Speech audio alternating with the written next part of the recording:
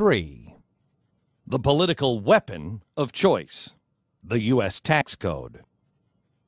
The tax code that started in 1913 as 14 pages now exceeds 67,000.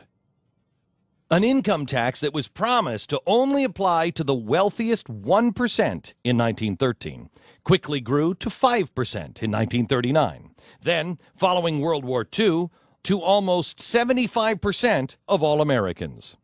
To soften the tax blow, the government did what it always does. It reframed the argument. When war on terror was considered to be too aggressive, it was changed to overseas contingency operations, which somehow or another is supposed to sound much friendlier. The same idea applied to our tax agency. The Bureau of Internal Revenue was renamed the Internal Revenue Service to, as the government put it, stress the service aspect of its work. Talk about smiley-faced fascism. 6 of President Obama's nominees were either tangled up in the tax code's complexity, or they were simply crooks who sought to defraud the government. But since they were all well-traveled in political circles, Congress graciously excused their tax issues as honest mistakes. But what if they weren't? What if some of the people now working in the highest levels of our government are no different than imprisoned tax cheats Wesley Snipes or Richard Hatch, who conveniently forgot to declare the $1 million he won on Survivor as income? Here's the problem. We'll never know, because both the media and the people failed the republic. Why did no one demand that each of these nominees explain their behavior under oath in televised hearings? Why did no one demand that the harshest of penalties be imposed on every one of these people for what they had done, even if it was a mistake?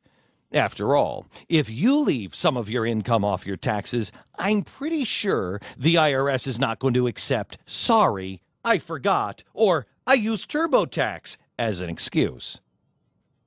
And that brings us to admitted tax violator Timothy Geithner. As Treasury Secretary, he is the person responsible for not only leading America out of her economic crisis, but also for overseeing the IRS and enforcing the very laws he failed to obey. Here is a man who we were told was the only person smart enough for the Treasury job, and yet he wasn't smart enough to pay his payroll tax. He's a brilliant economist, and yet he wasn't brilliant enough to figure out his own tax bill, even though his employer, the IMF, had done the math, cut him a check for the right amount, and made him sign an affidavit acknowledging that the check was to be used for his payroll tax. Wow! I certainly hope he understands a credit default swap a little better than explicit instructions like, "Send this check to the IRS." Congressman Charlie Rangel from New York chairs the House Ways and Means Committee, which means he's responsible for writing the tax code. But apparently, he's not smart enough to follow it either. He allegedly failed to pay taxes on $75,000 in rental income from his villa retreat at the Punta Cana Yacht Club in the Dominican Republic. His excuse? He didn't know the tax applied to rental properties in the Dominican Republic. Really?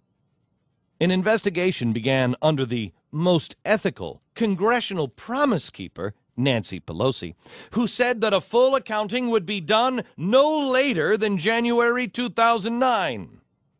Perhaps they're using the same math to figure their calendars as they used on their taxes, because January came and went, as did February, March, April. We still haven't seen a report. But they did find plenty of time to reappoint Congressman Rangel as chairman so he can continue to oversee the writing of the tax law in the meantime.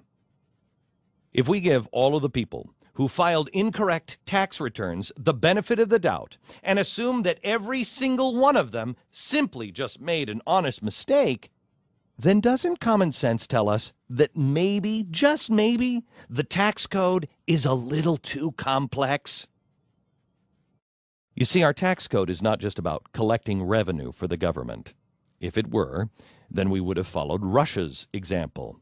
Yes, that Russia, as in the former Soviet Union, and instituted an easy-to-follow, hard-to-dodge flat tax. The Russians were having difficulty collecting taxes under a progressive income tax system, complete with different brackets, tax deductions, and exemptions. So Russia converted to a flat tax, and the results were amazing and immediate. In less than a year, the income raised under the flat tax was about 25% higher adjusted for inflation, and voluntary compliance with the law went up. Unfortunately, unlike the Russians, we work hard each year to make our tax code even more convoluted. How bad is it? It now takes Americans 7.6 billion hours to prepare their taxes. That would be like hiring 3.8 million full-time people, full-time, just to prepare our taxes and address all of the tax-related issues that we deal with every year. In 2006, Americans spent $193 billion just to comply with the tax code. Why does it take so long and cost so much? Because the code is changed almost every year, more than 500 times last year alone. And it's done for two simple reasons. One, favors can be done for special interest groups and hidden in the complex framework. Two, the tax code can crush an enemy without leaving any bruises or broken bones and reward allies without leaving a money trail. Here are the realities of Washington. If you're a friend to those in power and fail to pay your taxes, it's considered a simple oversight, and you move on to become Secretary of the Treasury. But if you're considered hostile to those in power, then the same mistake will be used to destroy your reputation. For a recent example, look no further than Joe the plumber. But this isn't a new political tactic.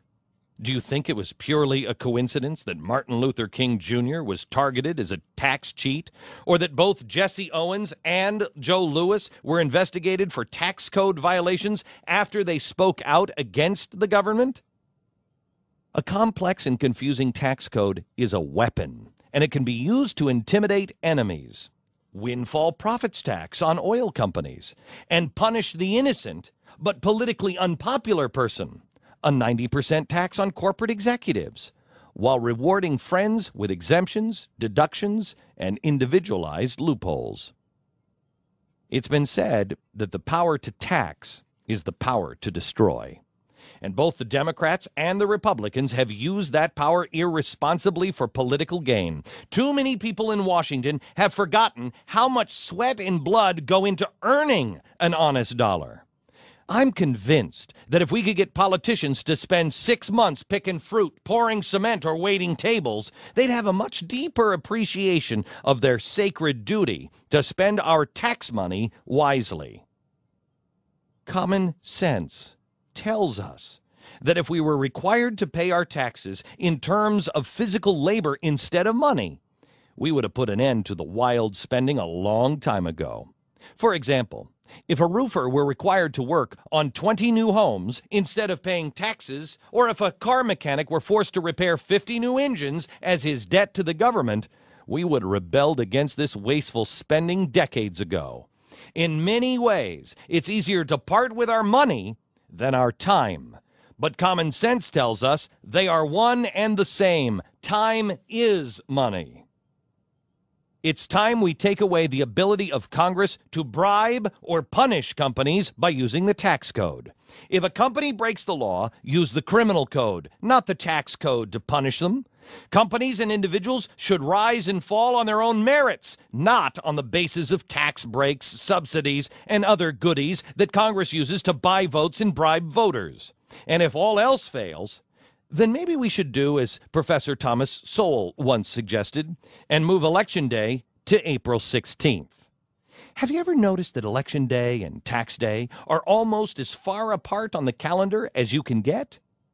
What better way to hold these people accountable for how they spend our money than to decide the fate of their careers the day after we cut our checks?